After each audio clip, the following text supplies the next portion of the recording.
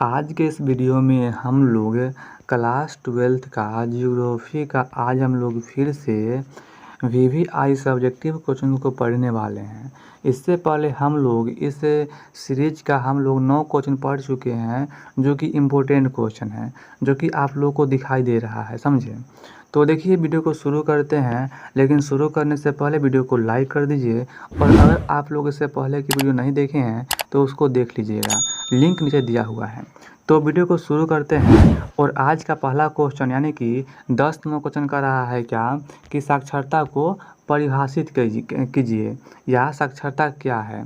तो इसका उत्तर होगा कि साक्षरता का अर्थ होता है साक्षर होना, अर्थात पढ़ने और लिखने की क्षमताओं से संपन्न होना। ठीक है, आगे दिया हुआ है भारत में राष्ट्रीय साक्षरता के अनुसार अगर कोई व्यक्ति अपना नाम लिख सके और पढ़ने की योग्यताएं हासिल कर सके उसे हम लोग साक्षर कहते हैं।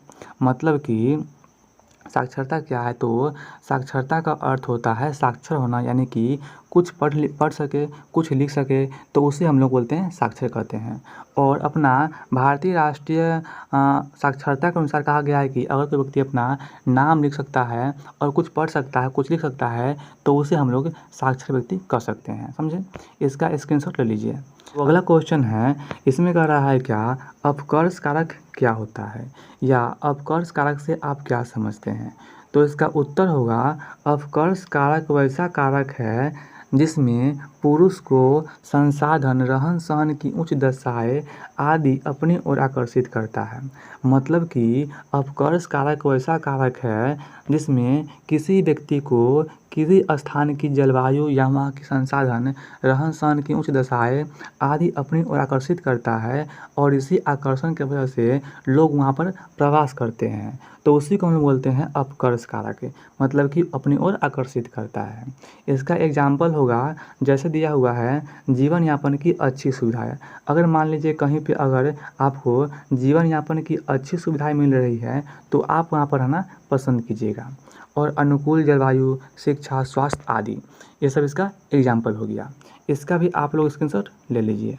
अब आगे बढ़ते हैं, इसमें कह रहा है क्या स्थानांतरित कृषि से आप क्या समझते हैं। स्थानांतरित कृषि से आप क्या समझते हैं। तो इसका आंसर होगा वैसा कृषि जिसमें किसी एक स्थान के जंगलों को काट कर उसमें आग लगाकर उसके राख होगा, उसके राख को उर्वरक के रूप में प्रयोग करके कृषि करते हैं। मतलब कि आपका स्थानांतरित कृषि वैसा कृषि है, इसमें है ना क्या होता है कि किसी भी स्थान के जंगल को काट दिया जाता है और उस जंगल को वहीं पे जला करके उस जले हुए राख को उर्वरक के रूप में, खाद के रूप में प्रयोग करके वहीं पर कृषि करते हैं और फसल उगाते हैं। इसी को हम लोग बोलते हैं स्थानांतरित कृषि, समझिए। ये आपका अधूरा है। आगे दिया हुआ है कि और जब वहाँ की उर्वरक शक्ति समाप्त हो जाती है तो यह प्रक्रिया दूसरे स्थान पर फिर से की जाती है और यह प्रक्रिया निरंतर चलती रहती है। मतलब ये कह रहा है क्या कि जब हम लोग आग लगाते हैं और खाद के रूप में उसका उपयोग करके खेती करते हैं और वहाँ के जब उर्वरक ख़त्म हो जाता है, मतलब कि वहाँ के ज़मीन का शक्ति ख़त्म हो जाता है, तो वह प्रक्रिया हम लोग फिर से दूसरे स्थान पर करते हैं, समझिए, दूसरे स्थान पर फिर से करते हैं और यह प्रक्रिया हमेशा चलता रहता है। इसी को हम लोग बोलते हैं स्थानांतरित कृषि, समझे। अब आगे दिया हुआ है, इसका भी स्क्रीनशॉट ले लीजिए। अब देखिए आगे दिया हुआ है, इसमें कह रहा है क्या रोपण कृषि से आप क्या समझते हैं। आज का लास्ट क्वेश्चन है कि रोपण कृषि से आप क्या समझते हैं।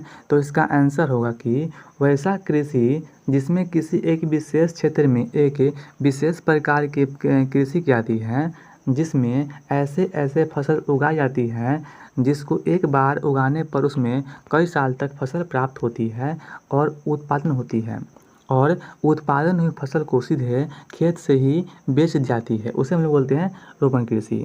इसका मतलब है कि रोपण कृषि वैसा कृषि है जिसमें हम लोग किसी एक विशेष प्रकार की फसल को उगाते हैं और उस फसल को उगाने के बाद, मतलब कि उसको हम लोग एक बार उगाते हैं, एक बार रोपते हैं और उसके बाद वह बार बार उस फसल से हमें फसल प्राप्ति होती है, उसे हम लोग बोलते हैं रोपण कृषि। जैसे कि आपका हो गया केला, गन्ना, चाय, कॉफ़ी, ये सब आपका हो गया रोपण कृषि। इसको हम लोग एक बार रोपते हैं तो इससे हम लोग को बार बार फसल प्राप्त होती है और इसको हम लोग सीधे खेत से ही बेच देते हैं। तो ये आपका हो गया रोपण कृषि, समझे। तो आगे अब नहीं दिया हुआ है। अगर आप लोगों को वीडियो अच्छा लगा होगा तो वीडियो को लाइक कर दीजिएगा, समझे। अब देखिए, अगर आप लोगों को इसका PDF चाहिए तो आप लोग व्हाट्सएप कीजिएगा इस नंबर पर 91 28 300 947। यहाँ पर क्या होगा 47 होगा, 7 2 नहीं है, एक ही वो है 947। इस पर आप लोग व्हाट्सएप कीजिएगा, आप लोगों को PDF सेंड कर देंगे, समझे। अगर आप लोग को वीडियो अच्छा लगा होगा लाइक कर दीजिए। इसी प्रकार के वीडियोस पाने के लिए चैनल को सब्सक्राइब कर लीजिए। अब मिलते हैं अगले वीडियो में, तब तक के लिए धन्यवाद।